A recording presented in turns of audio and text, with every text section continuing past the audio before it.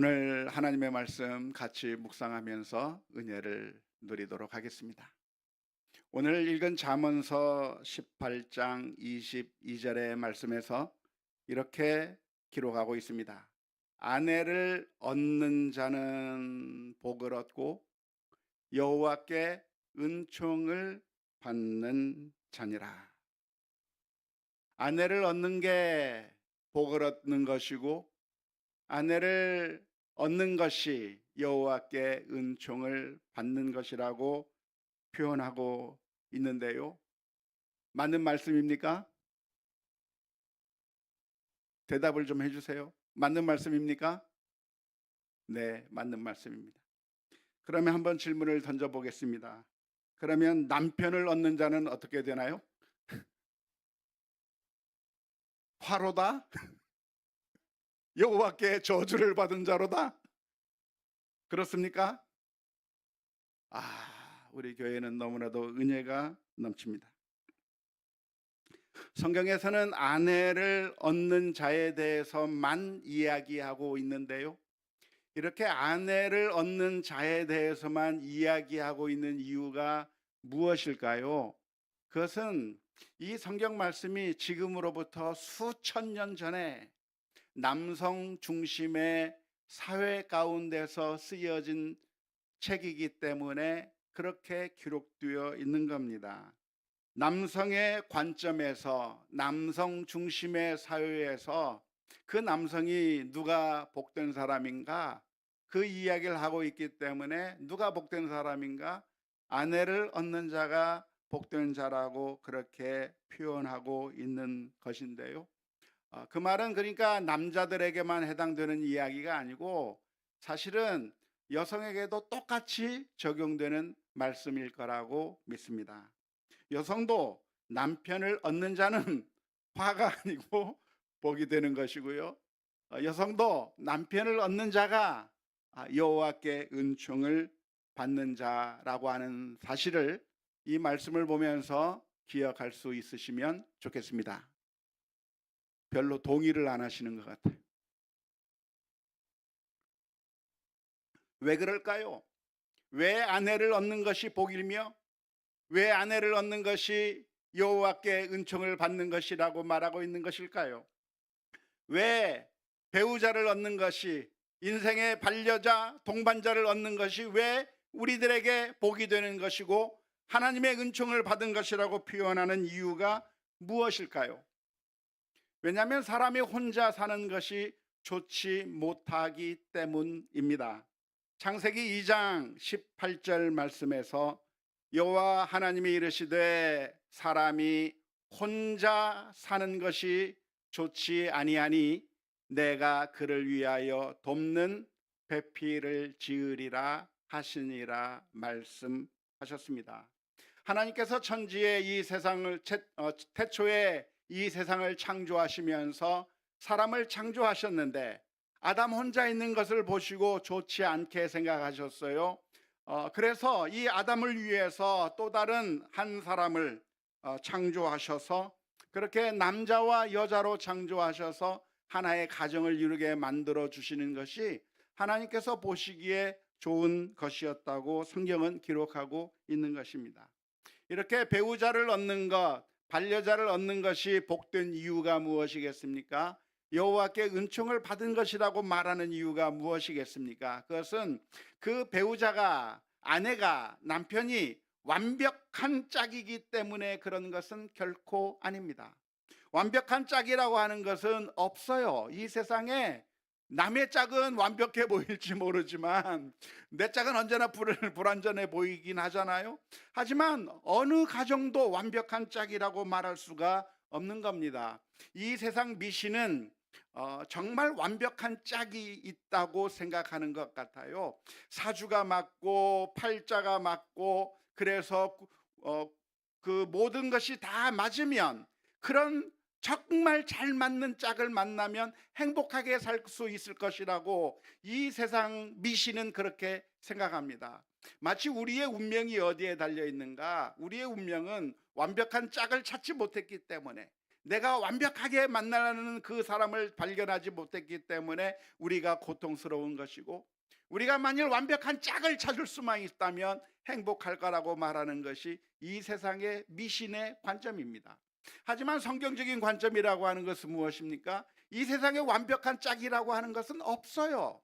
다 불완전합니다. 남편도 불완전하고 아내도 불완전하고 모든 것이 미성숙하고 모든 것이 제대로 갖추어지지 아니한 불완전한 그런 짝이지만, 두 사람이 서로 함께 서로 사랑하며 아끼며 돌보며 그리고 서로 북돋아주면서 서로가 서로를 품어주고 안아주면서 그래서 함께 성장해 나갈 수 있게 만들어준 불완전한 짝이지만 그것이 복된 것이라고 하는 게 성경의 가르침이라고 하는 것을 분명하게 기억해야 될 줄로 믿습니다.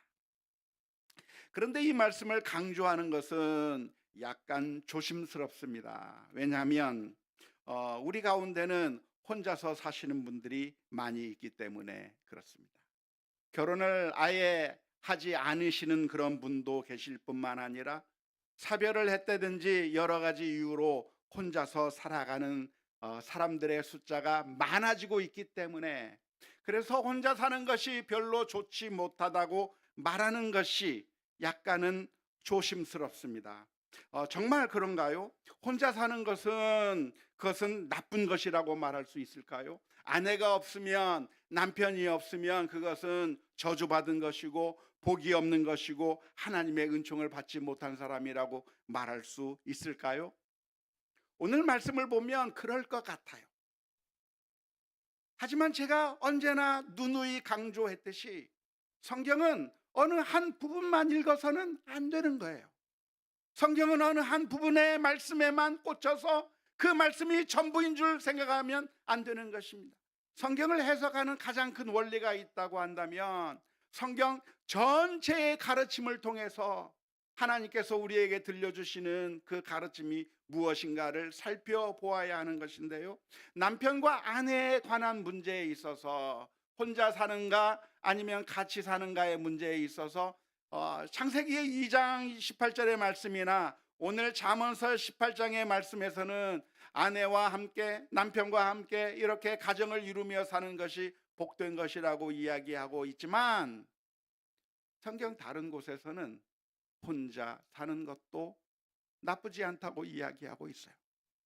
혼자 사는 것도 거룩한 것이고 혼자 사는 것도 하나님의 은총이라고 말하고 있는 성경 구절도 있습니다. 고린도전서 7장 7절에서부터 8절 말씀에 이렇게 기록되어 있습니다. 바울 사도가 고린도 교회를 향해서 들려주는 말씀인데요, 나는 모든 사람이 나와 같기를 원하노라. 그러나 하나님께 받은 자기의 은사가 있으니 이 사람은 이러하고 저 사람은 저러하니라. 내가 결혼하지 아니한 자들과 과부들에게 이르느니 나와 같이 그냥 지내는 것이 좋으니라. 놀랍지 않습니까?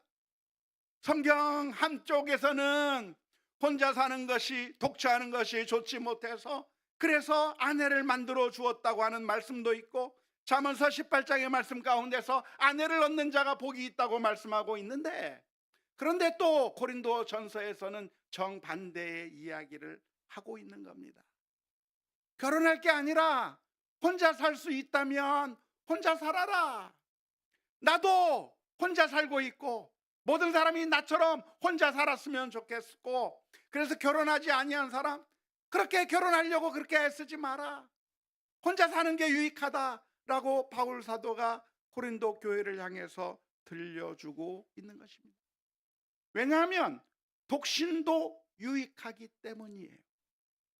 하나님 앞에 서원을 하고 내가 하나님 앞에 정결한 삶으로 내 자신을 드리며 내가 평생 그렇게 하나님 앞에서 결혼하지 아니하고 살겠다고 하는 그런 독신의 서약을 할 수 있는 그런 것도 그게 가능성이 있다고 이야기하는 것이죠. 독신이 어떤 유익이 있는가? 고린도전서 7장 32절에서부터 34절의 말씀 가운데 이렇게 표현하고 있습니다. 너희가 염려 없기를 원하노라. 장가가지 않은 자는 주의 일을 염려하여 어찌하여야 주를 기쁘시게 할까 하되, 장가간 자는 세상 일을 염려하여 어찌하여야 아내를 기쁘게 할까 하여 마음이 갈라지며, 시집가지 않은 자와 처녀는 주의 일을 염려하여 몸과 영을 다 거룩하게 하려 하되, 시집간 자는 세상 일을 염려하여 어찌하여야 남편을 기쁘게 할까 하느니라. 성경이 양쪽을 이야기하고 있는데, 결혼하는 게 좋습니까? 안 하는 게 좋습니까? 각각의 유익이 있는 거예요. 아내를 얻으면 아내를 얻는 유익이 있고, 남편을 얻으면 얻는 대로서의 유익이 있고, 그렇지 않고 내가 하나님 앞에서 스스로 서원하고 혼자 산다고 한다면 혼자 사는 것에 유익이 있는데, 각각 그 유익들이 있는 것이고, 유익들만 있는 것이 아니라 또한 위험도 동시에 존재하고 있는 것이죠. 어느 것이 다 절대적으로 옳은 것이 아니라, 결혼하면 결혼한 나름대로의 유익과 위험이, 혼자 산다고 한다면 그 나름대로의 영적인 유익과 또 동시에 위험들이 있다고 하는 사실을 기억하면서, 하나님께서 나를 어떻게 부르셨는가? 아마 우리들 가운데 대부분은 다 나중에는 혼자 살 수밖에 없는 상황에 이르게 될 것입니다. 먼저 배우자 중에 남편이 먼저 소천하여 홀로 남겨질 수도 있고, 먼저 아내가 소천하여 남편이 혼자 남아 그 마지막 인생의 그 기간을 혼자서 지내야만 할 때도 있을 겁니다. 하지만 그때 나는 저주받은 인생인가? 나는 아무 의미가 없는 인생인가? 할 게 아니라, 하나님께서 나를 부르신 그 부르심의 그 현상 가운데서 나는 어떻게 하나님께 영광을 올리며 어떻게 감사하며 찬양하며 살 것인가? 하나님의 말씀을 묵상하면서, 하나님께서 우리를 부르신 그 부르심이 헛된 것이 아니고 우리에게 전혀 무익한 것이 아니라, 우리에게 은혜를 베풀어 주시는 하나님의 다양한 방법이 있다고 하는 사실을 기억하면서, 우리의 삶을 통해 하나님께 영광 올려드리고 감사하며 살아가는 우리 모두가 다 되어야 될 줄로 믿습니다. 오늘 잠언서의 말씀에서는 그러나 아내를 얻는 자의 그 복됨, 아내를 얻는 자의 그 하나님의 은총 받음에 대해서 이야기하고 있는데요. 남편이 아내를 얻거나 아내가 남편을 얻을 경우에 그게 복되다, 그게 하나님의 은총을 받은 것이다 라고 이야기를 해주고 있는데, 어떤 점에서 복이 있는 것일까요? 도대체 무엇이 은총을 받은 것이라고 이야기하고 있는 것일까요? 안타깝게도 잠언서 내용 자체에서는 어떠하기 때문에 복되다, 어떠하기 때문에 하나님의 은총을 받은 거라고 하는 그런 구체적인 내용이 기록되어 있지 않습니다. 그래서 우리가 추측할 수밖에 없고, 성경 다른 곳을 통해서 혹은 우리가 여러 가지 방법을 통해서 무엇이 함께 사는 유익일까에 대해서 생각해 볼 수가 있을 것 같은데요. 간단하게 생각하면 어떤 유익이 있을까요? 서로가 인생의 동반자가 되어주기 때문에 복된 것이죠. 서로 복되게 서로 동반자가 되고 함께 어려운 일을 경험하고, 그리고 함께 기쁜 일을 나누고, 그리고 함께 길을 걸어간다고 하는 그 유익이라고 하는 것은 사실은 성경에 기록하지 않다고 할지라도 우리가 충분히 이해할 수 있는 것일 겁니다. 슬픔은 나누면 줄어들고, 기쁨은 나누면 배가 되며, 그리고 어려운 길을 갈 때 함께 갈 수 있으면 그 길이 가벼워지는, 함께 견딜 수 있는 그런 힘들이 생기기 때문에, 이렇게 함께 한다고 하는 것은 너무나도 유익한 것이라고 할 수 있을 것 같아요. 함께 있기 때문에 할 수 있는 것이 있습니다. 혼자서는 할 수 없는 것이 있죠. 대체로 무엇입니까? 등을 긁으려면 제가 제 등을 못 긁잖아요. 머리도 혼자서 못 감고 못 깎고. 그러니까 아무튼 같이 있다고 하는 것 자체가 너무너무 좋은 것이고, 둘이 있다가 한 사람이 넘어지면 한 사람을 일으켜 세워줄 수 있기 때문에 그것 또한 유익한 것이라고 할 수가 있을 것입니다. 그걸 이번에 생생하게 느끼신 분이 누구실까 생각해 보니까 누가 그걸 생생하게 느끼셨을 것 같아요? 우리 박병덕 장로님이 느꼈을 것 같아요. 새벽에 잠자다가 주무시다가 침대에서 떨어졌어요. 새벽에. 그때 혼자 있으면 아마 돌아가셨을 거예요. 근데 권사님이 계셔서 그 가냘픈 몸으로 장로님을 데리고 병원에 가고, 이 병원에서 안 된다니까 다른 병원에 가고, 그래서 살려낸 거예요. 그게 같이 있음에 유익이 되는 것이고 복된 것이고 하나님의 은총 가운데 서는 것이죠. 빨리 건강한 몸으로 돌아와서 함께 예배할 수 있는 날이 되기를 소원합니다. 그런데 그렇게 할 수 없는 상황 가운데 있는 사람들이 많이 있습니다.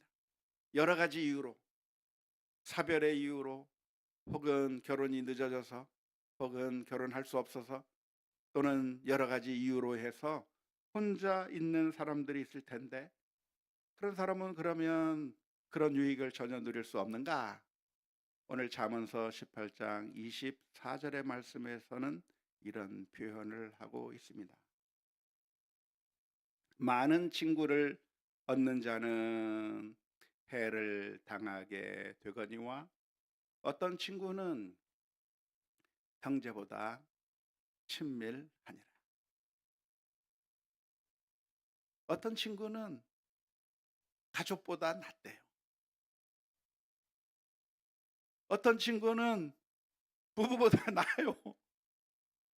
어떤 친구는 그래서 같이 있어서 행복하고 같이 이야기하면서 너무나도 많은 기운을 얻게 되고 용기를 얻게 되고 슬픔 가운데 다시 일어설 수 있는 힘을 주고 어려움 가운데 다시 달려갈 수 있는 그런 능력을 줄 수 있는 그런 친구들이, 어떤 친구는 형제보다 낫고 어떤 친구는 가족보다 낫고 어떤 친구는 훨씬 더 내가 부부가 있는 것보다도 더 좋을 수 있는 그런 경우가 있는 것이기 때문에, 따라서 우리 성도들은 어떻게 해야 될 것인가?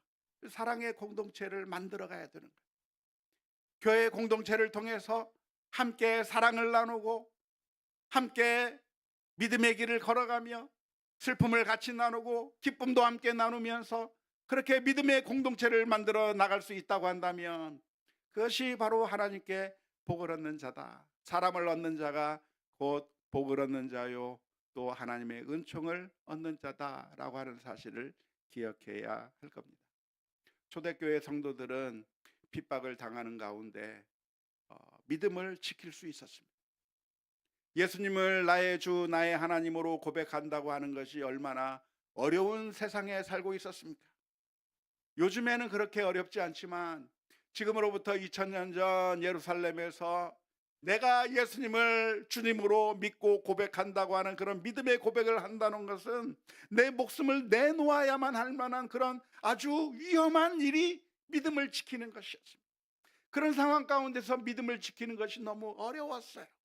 그런 상황 가운데서 내 믿음을 끝까지 지킨다고 하는 것, 그것이 너무나도 힘들고 고통스러운 것이었어요. 그런데 놀랍게도 거기에 있던 수많은 성도들이 믿음을 지켜나갔고, 그리고 그 믿음의 공동체가 점점 커질 수 있었는데 어떻게 그게 가능했는가? 어떻게 그 힘들고 어려운 상황 가운데서도 믿음을 지킬 수가 있었는가? 사도행전 2장 44절에서부터 47절의 말씀에서는 이렇게 표현하고 있습니다.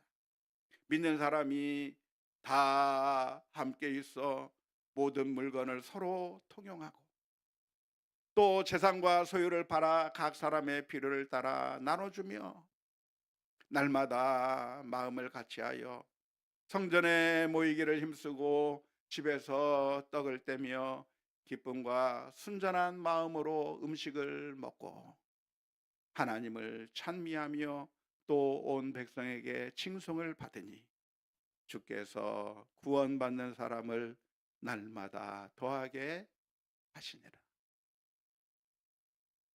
성도가 성도에게 가족이 되어준 거예요. 성도가 성도에게 동반자가 되어준 거예요. 함께 먹고 함께 웃고 함께 슬퍼하고 같이 믿음을 가지고 하나님을 함께 찬송하면서 믿음의 공동체를 이루어 나갈 때 혼자 떨어져 있는 것이 아니라 함께 모여서 믿음의 길을 같이 걸어가는 가운데 서로 힘과 용기를 얻게 되는 그런 놀라운 기적의 역사들이 초대교회 가운데 있게 된 것입니다. 예수님께서 십자가 위에서 못 박혀 돌아가시는 가운데 제자를 향해서 말씀하시는 거죠. 보라 내 어머니라. 보라 내 어머니. 예수님의 어머니를 이제 이 세상에 홀로 남겨두고 이 세상을 떠나야 되는 우리 주님께서 그 예수님에 대한 그 책임을 누구에게 맡겼는가? 제자에게 부탁한 거예요. 이제는 너희가 서로 사랑하고 아끼고 돌봐서 그래서 가족처럼 내 어머니처럼 내 자녀들처럼 서로가 가족과 같은 관계로 함께 살아가라고 십자가 위에서 가상칠언을 하는 가운데 해주시는 말씀이 그 어머니를 제자에게 부탁하며 서로가 서로 돌보는 믿음의 공동체를 이루어가라고 부탁해 주신 그대로 초대교회 성도들은 함께 떡을 떼며 함께 찬양하며 하는 가운데 그 엄청난 시련과 비벽 가운데서도 믿음을 지켜낼 수 있었던 줄로 믿습니다. 그래서 함께 사람을 얻는 것이 복된 것이고 하나님의 은총인 것이죠. 그래서 우리 예수비전교회 성도들이 함께 믿음의 길을 걸어가야 될 줄로 믿습니다. 하지만 사람을 얻는 것에는 유익과 장점만 있는 것이 아니라 위험도 있다고 하는 점을 오늘 성경 말씀은 기록하고 있습니다. 잠언서 18장 24절 말씀 앞부분에 많은 친구를 얻는 자는 해를 되거니와 해를 당하게 될 것이다. 친구를 사귀면 함께 지내게 되면 유익만 있는 것이 아니라 사실은 위험도 있다는 것을 미리 말씀해 주고 계시는 거죠. 아내를 얻는 것도 마찬가지입니다. 남편을 얻는 것도 마찬가지고요. 장점도 있고 유익도 있고 정말 바람직한 것이지만 경우에 따라서는 유익이 아니라 해가 되는 경우가 있어요. 그 부부가 서로에게 잘못된 그 영향력을 끼쳐서 두 사람 다 망하게 되는 그런 경우들도 생기는 것이고, 공동체를 이루었는데 그 공동체가 잘못된 사람의 그 선도하에서 모든 사람들이 불신앙의 길로 가게 되는, 친구 잘못 사귀었다가 믿음의 공동체 속에서 잘못된 사람들을 사귀었다가 그 공동체가 망해버리는 그런 위험들도 충분히 있다고 하는 것을 경고하고 있는 겁니다. 어느 교회가 박살난 이야기를 들었어요. 어떤 교회에 새 교우가 들어왔다고 합니다.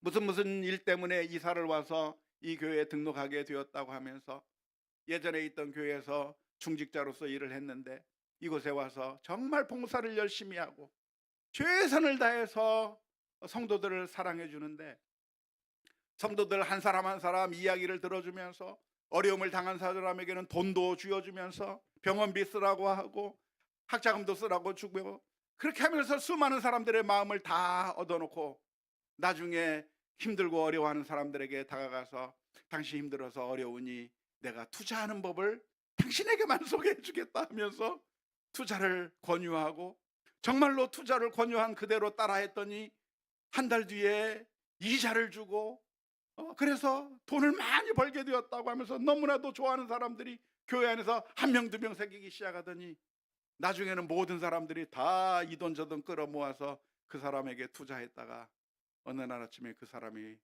사라지고 없는, 교회가 완전히 박살나버리는 그런 일들도 있다는 이야기들이 심심치 않게 들려오는 겁니다.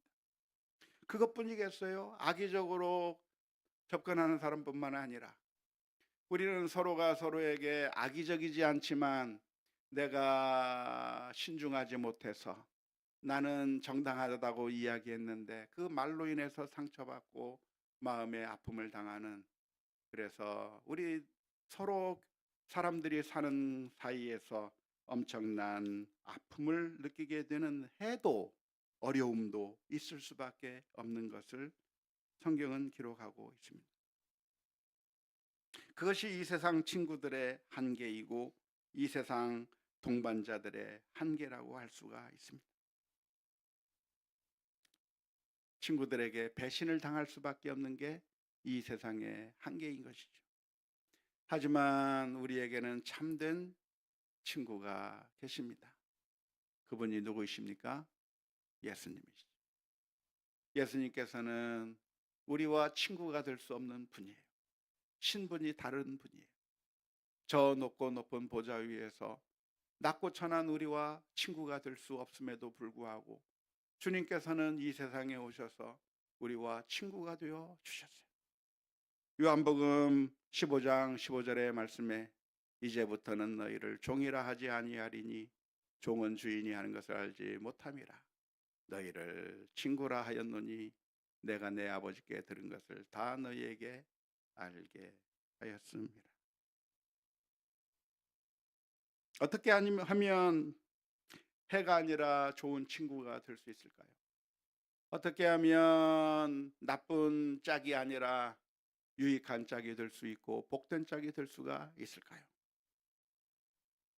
오늘 잠언서 18장 23절의 말씀에 보면 이런 말씀이 기록되어 있습니다. 가난한 자는 간전한 말로 구하여도 부자는 엄한 말로 대답하느니라. 뜬금없이 22절과 24절 사이에 전혀 맥락에 맞지 않는 이 구절이 끼어 있는 것 같은데 도대체 그러니까 어쩌란 말인가요? 가난한 자는 말하는 것이 간절한 말로 구하지만 부자는 엄한 말로 대답한다라고 하는 이 표현, 그래서 어쩌라는 말인가요? 그게 당연하다고 하는 말을 하고 있는 것이 아니라 그렇게 들릴 수 있으니 부자는 생각 없이 한 이야기가 그 간절한 가난한 사람들에게는 정말 차가운 말로 들릴 수 있으니, 그러니 어떻게 해야 되겠어요? 상대방의 입장에서 배려하면서, 그래서 따뜻한 말로 사랑의 손길을 내밀며 그렇게 해야 한다는 거예요. 그래서 우리가 서로 좋은 친구가 되기 위해서 공동체를 이루어 나간다고 하는 것이 복이요 하나님의 은총이라고 하는 사실을 우리가 누리기 위해서는 어떻게 해야 되는가? 그냥 남편과 아내가 있다고 해서 자동으로 복이 되는 게 아니고, 형제가 있다고, 친구들이 있다고 해서 자동으로 그게 복이 되는 게 아니라 그 관계를 선한 관계, 정말 좋은 관계, 복된 관계로 만들어 나가기 위해서는 어떻게 해야 되는가? 부단한 노력을 해야 되는 거예요. 내가 부자가 함부로 그냥 생각지 않고 했던 말이 저 간절한 가난한 사람들에게는 너무나도 차가운 말로, 너무나도 그 사람들의 마음이 다치게 되는 말로, 우리가 생각지도 않은 그 말들이 내 옆에 있는 사람들의 마음을 후벼파고 무너지게 할 수 있다고 하는 사실을 기억하면서 어떻게 하면 내가 따뜻한 이웃이 되어줄 수 있겠는가? 어떻게 하면 내가 따뜻한 동반자가 되어줄 수 있겠는가? 우리 자신의 모습을 살펴보는 가운데 하나님의 그 풍성한 은총과 사랑이 넘쳐나는 가정, 풍성하게 넘쳐나는 공동체, 우리 교회가 다 될 수 있기를 주님의 이름으로 축원합니다. 안타깝게도 그걸 저도 잘 못해요. 하고 나면 아차, 실수하고 했구나. 말하고 나면 아차, 또 실수했구나. 그렇게 후회할 수밖에 없는 게 우리들의 모습이에요. 우리 자녀들에게 말 한마디 해준다고 하는 게 실수하는 게 우리들의 모습이에요. 오늘 아침에 라디오에서 들리는 사연 중에 하나가 자녀가 엄마를 향해서 자꾸만 막 짜증을 내고 그러는 거예요. 그러니까 엄마가 화가 나가지고 너 왜 나한테 그래? 내가 뭘 그랬다고 그래? 하면서 쏴댔는데 나중에 생각해 보니까 이 아이의 그 슬픈 감정, 이 아이의 슬픈 마음들을 내가 잘 알아주지 못하고 내가 이 아이의 감정의 쓰레기들을 받아 주었더라고 한다면 얼마나 좋았을까 후회하는 그런 사연이 올라와 있는 것을 보았는데 우리 인생들이 너무나도 연약해서 그렇게 잘하지 못해요. 또 쓰러져요. 그럴 때마다 예수 그리스도의 십자가 앞에 다시 한번 나가서